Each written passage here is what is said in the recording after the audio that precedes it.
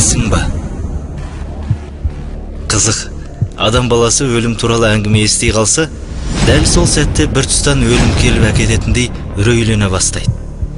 Жоқ, өлімнің келуі біздің еске алу алмауымызға байланысты емес.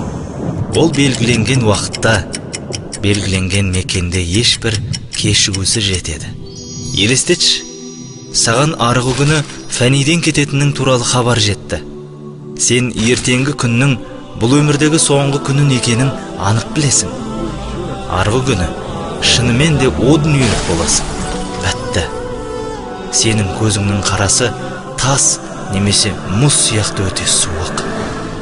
Өміріңнің соңғы сәтінде кімнің қолынан ұстар едің? Сол соңғы сәттегі тынысың мен көз қарасыңды көз алдыңа елестетші. Өлімге сенің туыстарыңның сенсіз не істейтіні, сенің не істеп үлгермей қалғаның да, дайындығың да маңызды емес. Сен бұл өмірге келген күні бақиға қайтатын жолдамамен туылғансың. Және ойламаған сәтте бұл қоғамнан шығып кетесің.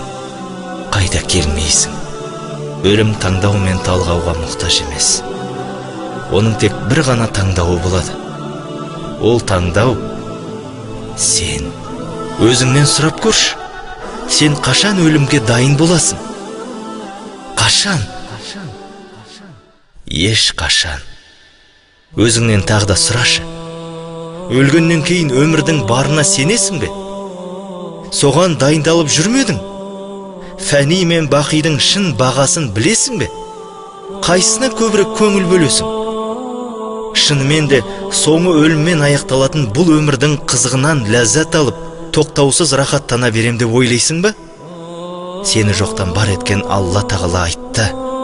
Алайда сендер осы өмірді артық көресіңдер, ал соңғы мәңгілік өмір қайырлы әрі тұрақты.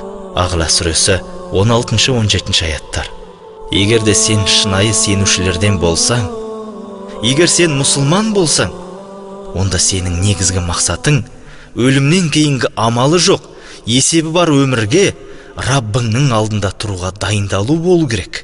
Нағыз ақылды адам өлімді әрдайым ойлайтын, оған бар шама шарқынша дайындалушы ғана.